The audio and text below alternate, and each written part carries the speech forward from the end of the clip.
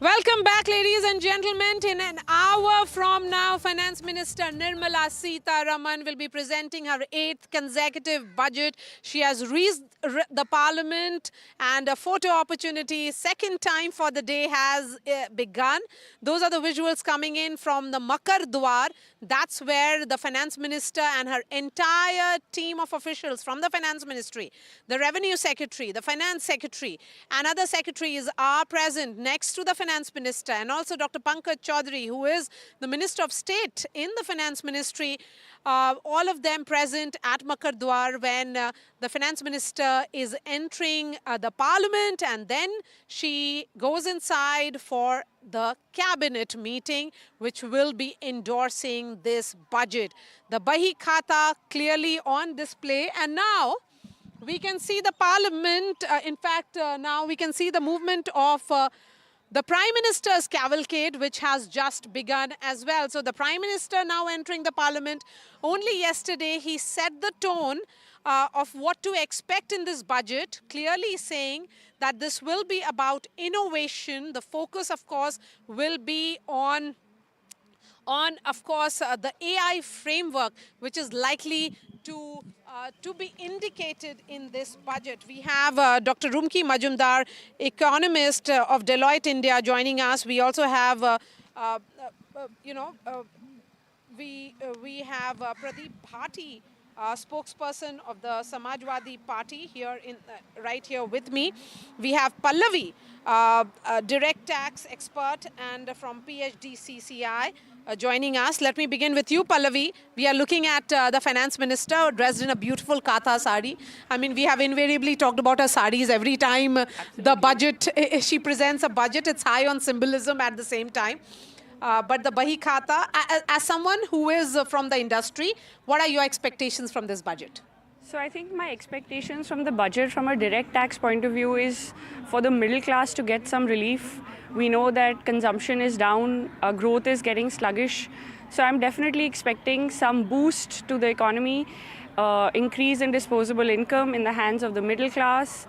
You mentioned the Prime Minister yesterday said innovation, inclusion and investment. So I'm looking forward to seeing how these three pillars are incorporated into our budget this year. Okay, so Pradeep, a word on what is the opposition expects from this budget? See, what we have seen in yesterday's economic survey 2024-25, it says everything with the past 1 decade what we have been seeing, that this government is making new high targets, and then after that they are falling flat. That is what is the yesterday's economic survey says. If we really talk about the 80% of workforce comes from the agriculture sector, and 18% of the GDP comes from there. Still, we see in the last financial year 2024, it was 1.4% of growth. And this 2 quarters which we have seen in the economic survey yesterday, those are even lower than the comparing to the 2023-24 quarters. So I expect that when we are growing at such a low with such a low GDP growth and low agriculture. चलिए budget continuity में होगा और देश के कल्याण के लिए, गरीब के कल्याण के लिए और देश को विकसित बनाने के संकल्प की दिशा में एक नया और मजबूत कदम होगा। विपक्ष कह रहा है कि ये बजट से इनक्वालिटी बढ़ेगी। चलिए जो नंबर्स हैं वो भी मैन्युफैक्चर है बजट में। अभी बिना बजट आए उनको पता लग गया नंबर, ये तो बड़ा आश्चर्य की बात है। मध्यम वर्ग को राहत दी जाएगी, अगर दी जाएगी तो। चलिए अभी देखते हैं ना, थोड़ा इंतजार करिए, सब्र का फल मीठा होगा। Fiscal deficit itself in their first budget, they have mentioned that it should be somewhere around 3% by 2016-17. But see, fiscal deficit is close to 5% right now. I mean, how you set the target and you are not working towards it. This government has have not done anything for the youth, unemployed youth, for the farmers, for the women of this country, and the other sectors like small businesses, MSMEs, these all sectors are looking, every budget they look forward to see what new things are coming, what they have high expectations. But all expectations fall flat when the budget gets delivered, and especially the execution of those. तो मैं मानता हूँ कि एक अच्छा माहौल में budget आएंगे, हम सब इंतजार है और अभी बजट पेश होने वाले हैं तो हम लोग सब पार्लियामेंट जा रहे हैं। सर, दूसरी तरफ जिस तरह से सोनिया जी की तरफ से कल कमेंट्स आए उस पर क्या कहेंगे? हालांकि ये प्रियंका गांधी जी ने उसको डिफेंड किया, साथ में मोदी जी ने भी कहा कि देखिए, सोनिया गांधी जी ने राष्ट्रपति द्रौपदी मुर्मू जी के बारे में जो टिप्पणी की है वो तो बहुत निंदनीय है। और सोनिया जी ऐसे परिवार से आती हैं तो उनके लिए एक आदिवासी महिला इस देश का राष्ट्रपति बनना उनको पच नहीं रहा है, तो इसलिए इस तरह का बातें की हैं। मैं ये मानता हूँ कि राष्ट्रपति जी कमज़ोर नहीं है, मजबूत हैं, एक मिसाल है, हम सब गर्व करते हैं। और कांग्रेस पार्टी को माफ़ी मांगना चाहिए कि इस देश का राष्ट्रपति के खिलाफ में इस तरह का बयान देना ये बहुत ही दुखद है और हम सब इसका खंडन करते हैं और कांग्रेस को माफ़ी मांगना चाहिए। Union Minister Kiran Rijiju speaking about the remarks made by Sonia Gandhi about President Droupadi Murmu. Well, the Union Minister was heard saying that the Congress party leader needs to apologize to the president. Well, all right, these are latest visuals now coming in at the moment from the parliament, where Finance Minister Nirmala Sitharaman was just seen right outside the parliament a bit ago and was later seen entering the parliament. Well, big hopes from the union budget. This time around, the middle class as well as the taxpayers, they are hoping for big tax relief. Will those expectations be met? Well, the SMEs, the MSMEs and the corporate sector is also looking for key reforms. An announcement by the Finance Minister. The Finance Minister will be presenting the Union Budget 2025 at 11 a.m. At the moment, what we are seeing are these visuals coming in from the Parliament. Okay, so Finance Minister Nirmala Sitharaman is wearing a saree which is a tribute to the Madhubani artist. It was presented to her when she visited Bihar a month and a half ago. Presented to her by Dulari Devi, who is a Padma Shri awardee. And Dulari Devi had presented that sari to the Finance Minister and had asked her to wear it on the budget day. So it's not a Katha sari, it's a Madhubani painting sari.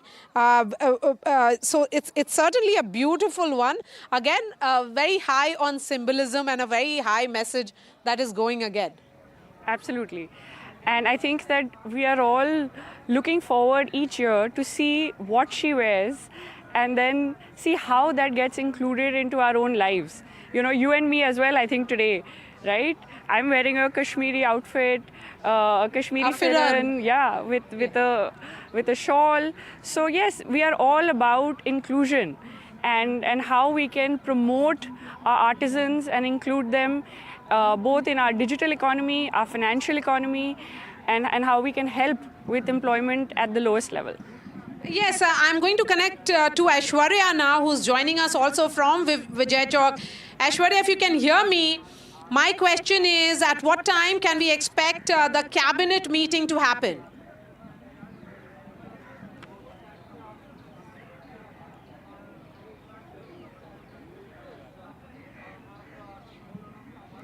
Okay, we will try and connect with Aishwarya in just a bit. A word from Anuj now. Anuj, in another 40 minutes is when the budget will be presented or tabled inside Parliament. What is the enthusiasm or concern, or what is the mood at the Dalal Street? Well, the enthusiasm is at its high. We have been speaking to a lot of investors, we've been speaking to a lot of experts, and getting a plural sort of an opinion about what they're expecting from the budget. And I've got one such expert, and let us try and understand what he thinks about it. Sir, firstly, could you introduce yourself? Myself, Siddharth K. Kuwawala. So I want to look at or ask very pinpointed things. Firstly, I want to understand about the expectation regarding artificial intelligence in the upcoming budget and something like IT structure. How do you look at these things finding a place in India's budget from the perspective of the market? See, AI, I think, is no doubt people are now focusing that, but it is going to take a time and gradual change in technology happens. Okay. So, looking at, and India has a big problem of employment generation. If AI is too much focused, it is negative for the country because we have huge population, there is a huge demand of employment. And if AI is something where 100 people are working, maybe a 1% can control. So that much employment generation goes down. I am for the technology, but looking at the scenario in the country, right now we need something and some announcement where it creates more employment generation. Okay. And when you say that we need an announcement where job creation is facilitated better, if you were there, what would you suggest them on? Which are the areas where one can really catapult, more job creations and really work there as far as sectors are concerned? I think major thing is infrastructure. Okay. If infrastructure is in place, like roads, electricity, fiber, water, these are 4 components where if they are in proper place, creates employment generation, creates new opportunities, and that is how of the place and overall the people get jobs, get accessible income, and they can start their work. Like today, if there is a fiber in a place, there are companies like Amazon, Flipkart who are giving their platform. Person can do business anywhere from any part of the country. That will create a big opportunity and people will get income out of it. So I think important thing is infrastructure, and which is a focus of this government, and couple of more good announcements I expect from this budget.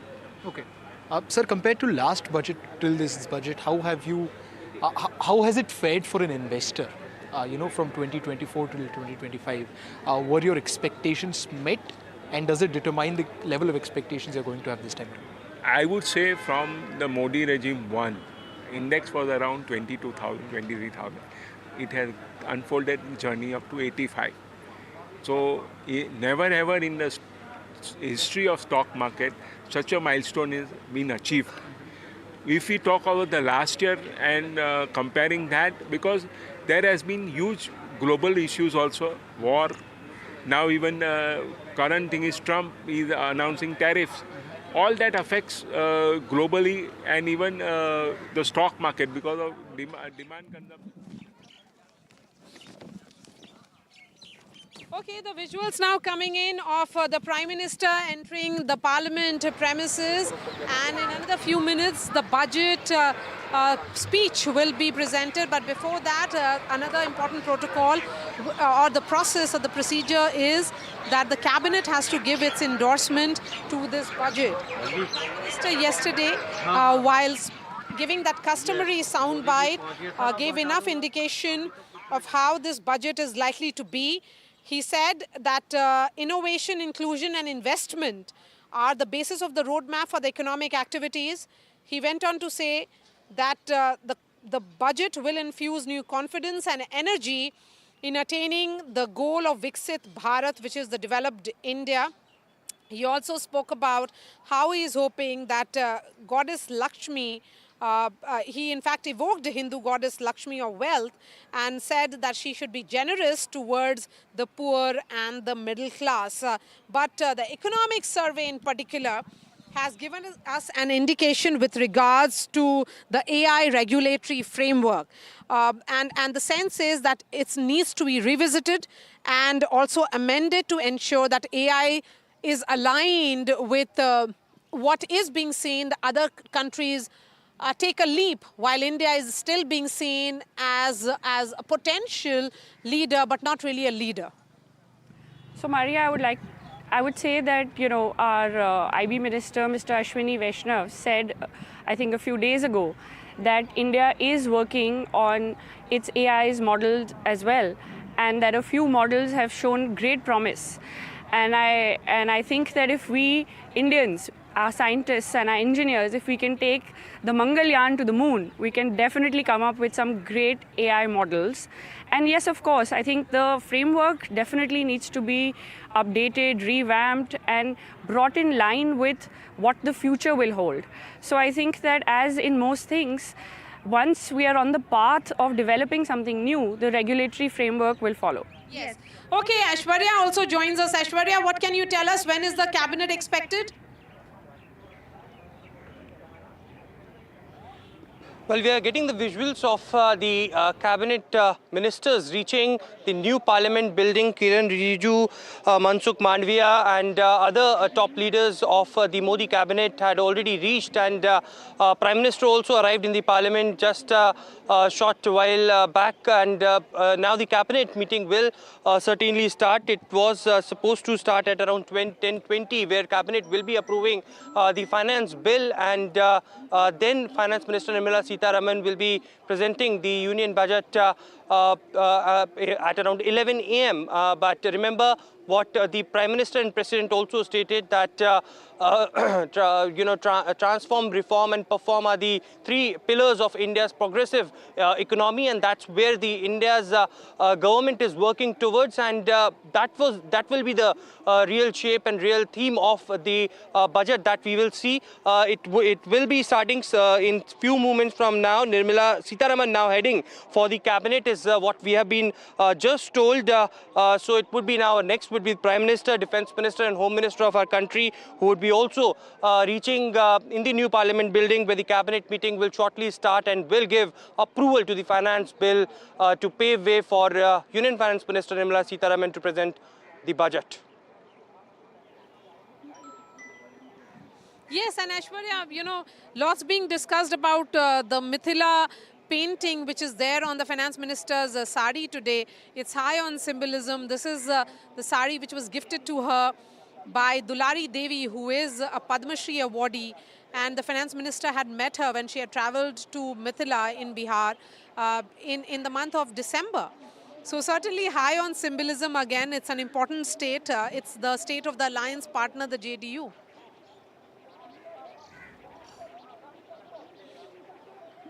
Well, that's the messaging, and also, to showcase how India's tradition and India's culture is being highlighted. Of course, a gift to Finance Minister Nirmala Sitharaman by Dulari Devi, and she's wearing that very sari and will be presenting. Of course, we have seen in the last few years as well how there have been different cultures which had been projected by the government at different important occasions as well. And this time it is Finance Minister Nirmala Sitharaman wearing that sari from Bihar.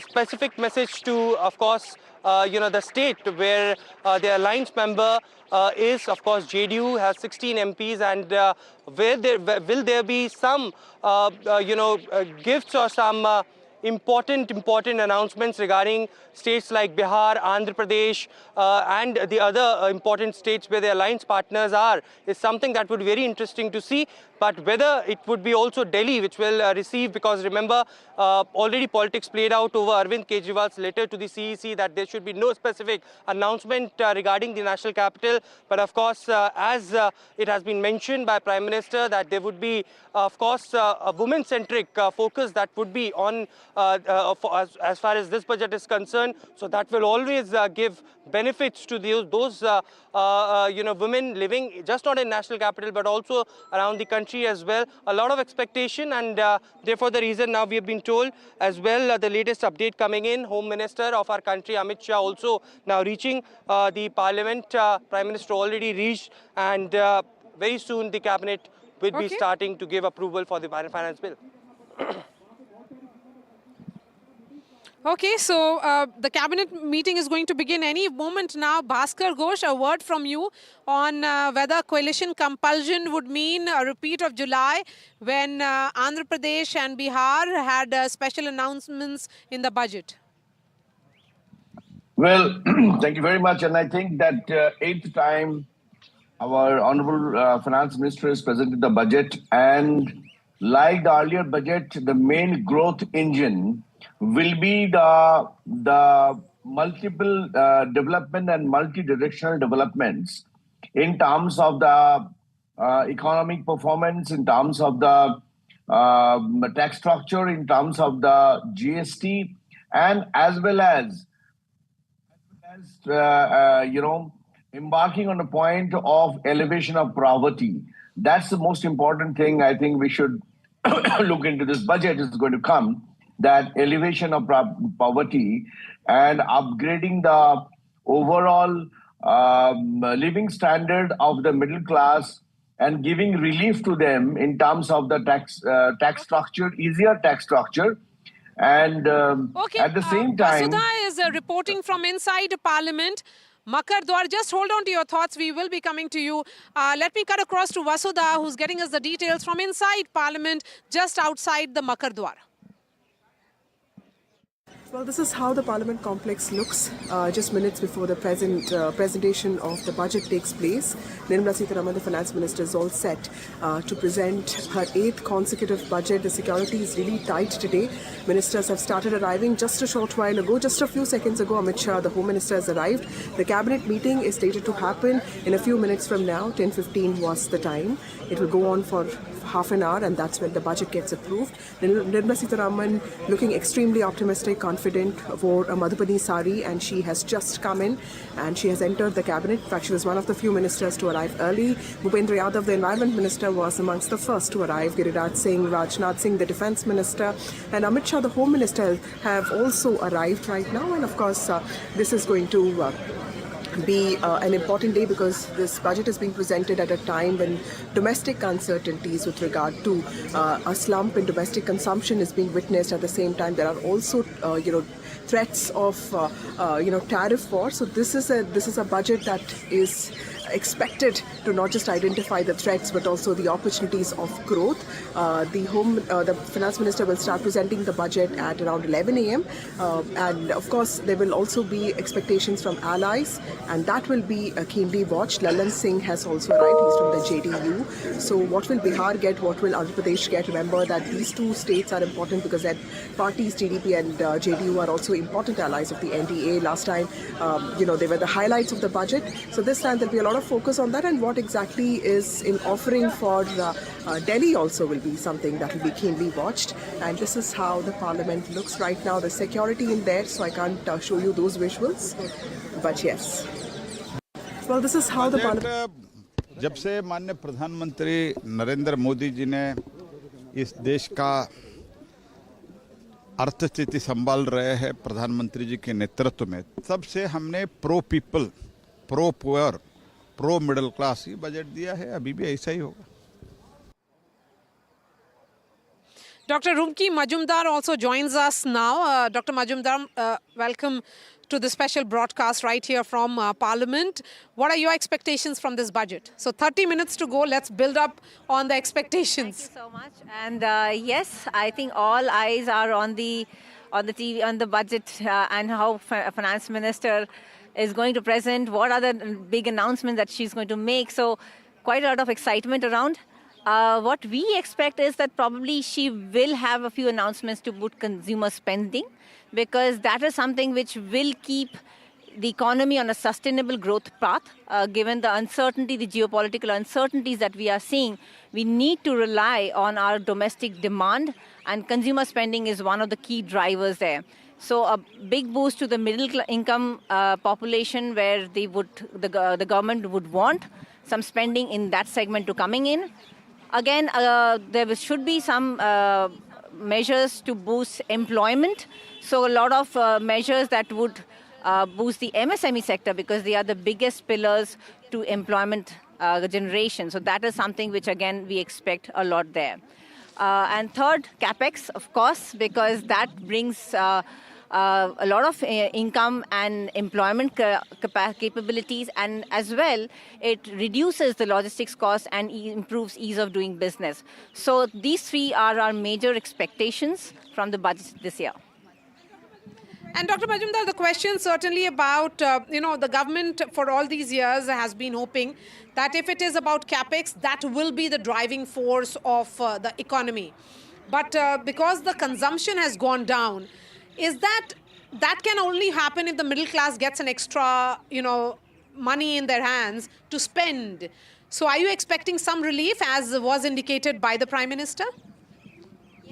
So high given what the Prime Minister did hint at before the economic survey was tabled yesterday.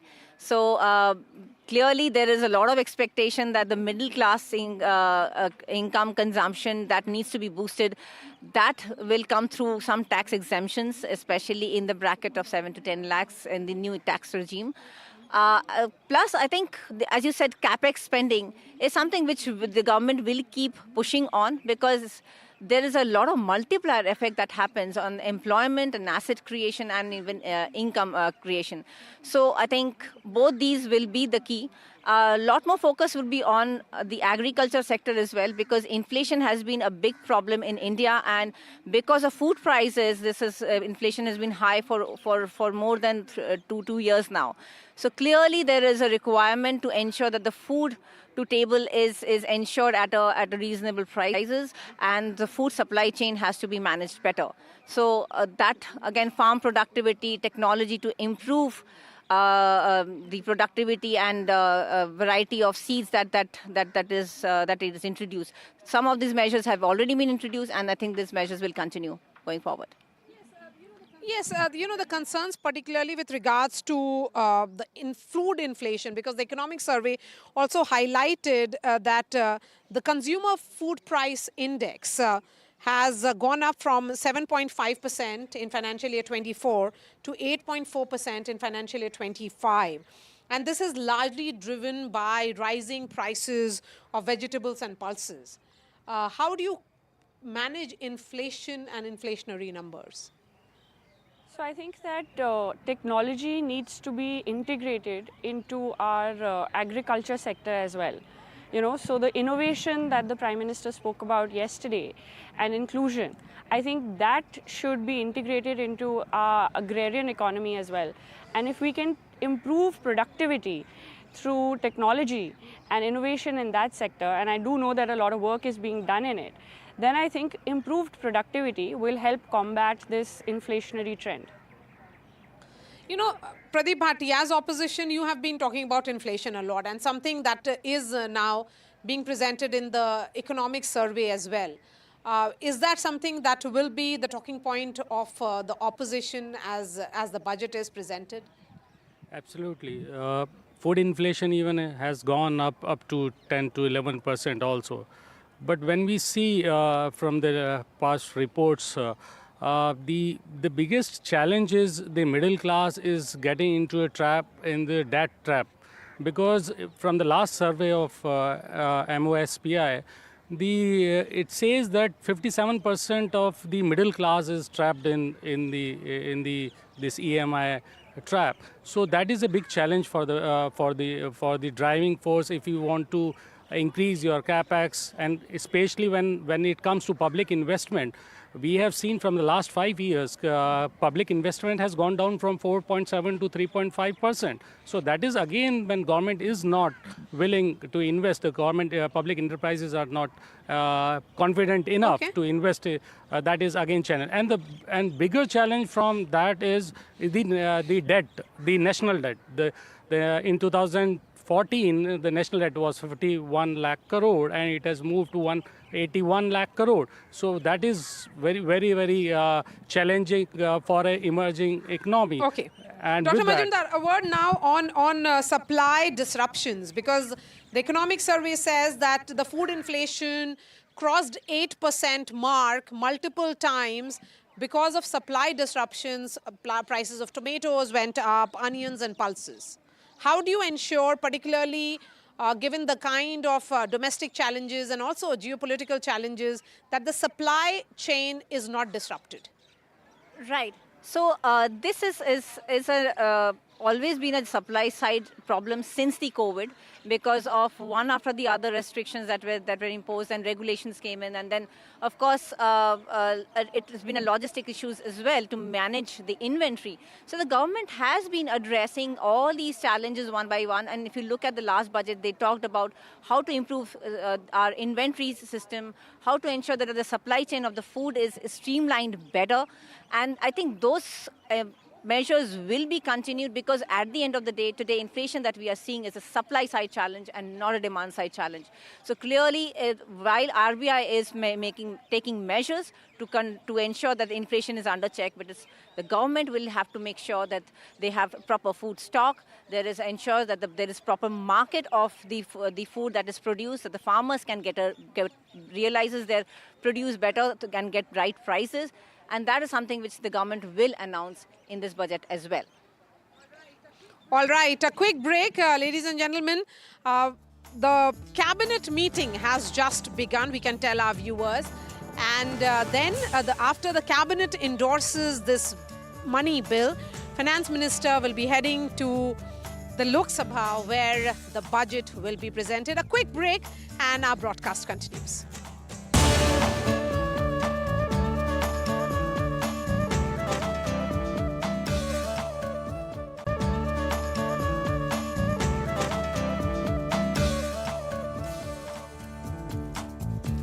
Latest visuals of the Finance Minister leaving after the cabinet meeting that was held just a while back. The cabinet has approved Union Budget 2025. What does the pot of announcements with the Finance Minister really hold? That, of course, remains to be seen at 11 a.m. in just a few minutes from now, about 20 to 25 minutes from now. The Finance Minister is going to be presenting the Union Budget 2025. Well, the Cabinet has already given an approval for the budget, and that is a practice that is usually followed. Well, the Finance Minister had already met the President and also sought clearance for the budget, after which the Cabinet meeting was held. And now the Finance Minister seen leaving after the Cabinet meeting. Well, she will be presenting the Union Budget 2025 in just a bit from now. About 20 to 25 minutes from now, Finance Minister will go to the Lok Sabha and will be presenting the Union Budget. Will the Union Budget give tax relief to the middle class? What's in store for individual taxpayers also? What are the SMEs, MSMEs, also the corporate sector really expecting from the Finance Minister this time around? There are, of course, a lot of expectations, but challenges also remain in front of the Finance Minister, as she will, of course, have to do a balancing job between fiscal consolidation and economic growth. Will she be able to provide incentives that would also, without compromising the fiscal prudence? That is, of course, one big question that is in everybody's mind. But yes, a lot of expectations from the Finance Minister at this point in time. All right, we'll keep an eye and get you the latest updates. Meanwhile, that is what we're learning at the moment. The middle class also has a lot of expectations from the Finance Minister and the individual taxpayers as well. We've been talking about it in just a bit from now.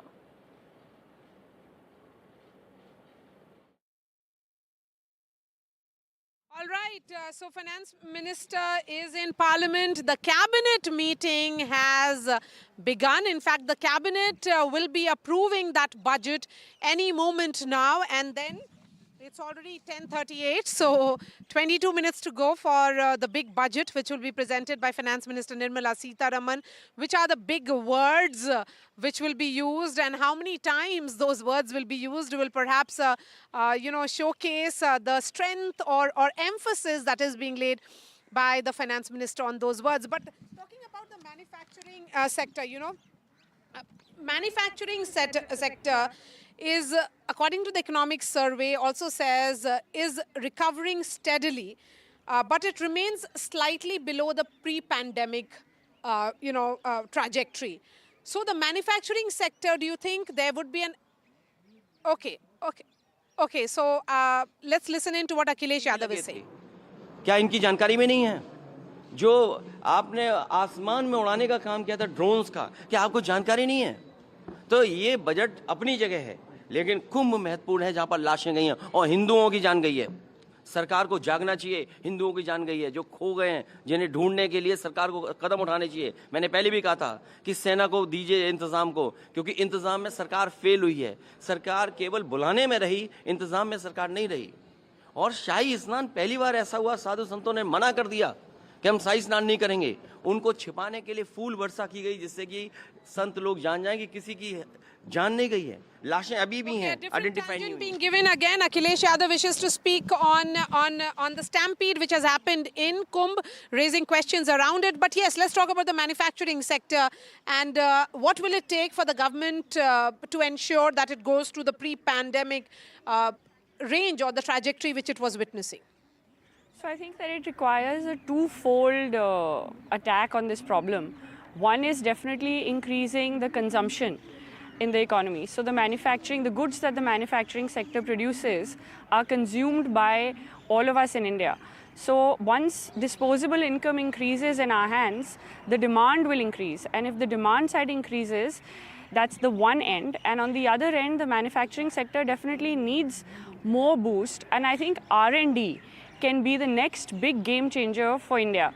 The manufacturing sector requires more research and development, and it requires to come up with new things. And for that, I think tax SOPs for R&D should be very, very important in this budget. Okay, Gauri Puri is also joining us from the Noida studios. She is the partner at Shardul Amarchand, the Mangal Das and Co. Gauri, what are your expectations from this budget?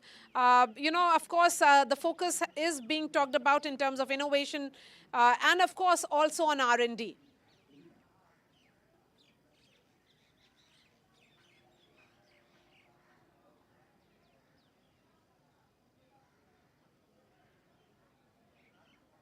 Gauri, if you heard me.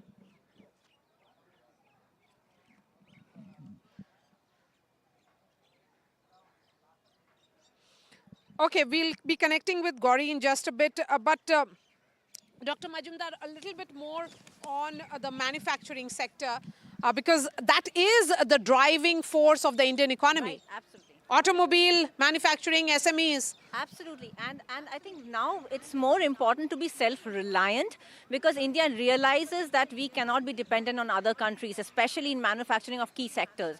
And that's why we've seen over the last 5 years, the government has focused on some key sectors, given PLI schemes. And if you notice, the high-end value manufactured goods have done exceptionally well, be it in terms of exports, in terms of produce. In the exports share, these segment their share has gone up from 17% in FY17 to today is around 30%. That tells you that we are moving up the value chain in manufacturing, and we need to continue doing that. And I think the government will keep focusing on some of the key sectors like defense, auto, and semiconductors. Yes, one aspect is the FDI inflow. The foreign direct investment, in fact, according to the economic survey, says that it has fallen during the first 8 months of the financial year 25 due to rise in repatriation or disinvestment. Why didn't the government foresee it? This is nothing wrong with the economic fundamentals. The fundamentals remain strong. The FDI decline that we are seeing is because of the global uncertainty. We have seen one after the other events. After the India elections, we had US elections, we had China stimulus that was announced in September last week. Then we had quite a few geopolitical tensions. All these have been weighing on investors' sentiments, and that is resulting in a flight of capital towards safer haven. Once the speculation around the trade that happens in the West, that calms down, I think India has the strength to attract capital back. And I think in a couple of quarters, we will see FDI flowing back in very strongly. So the government is making measures, and I think this budget and the reforms through the year that the government announces will ensure that there is more money flowing into the country. Pradeep, you wanted to weigh in.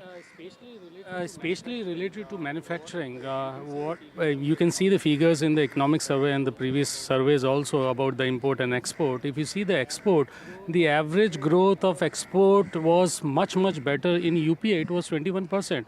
And from last 1 decade, if you see, the average growth of export in Modi government is 10%. And same goes for the import also. We are importing. We have doubled our import from China. We were somewhere around $51 billion, and now we have crossed that $100 billion barrier. So this is how, if you are manufacturing within the country, or if the Make in India is really successful. So these results, these figures should be otherwise. Okay.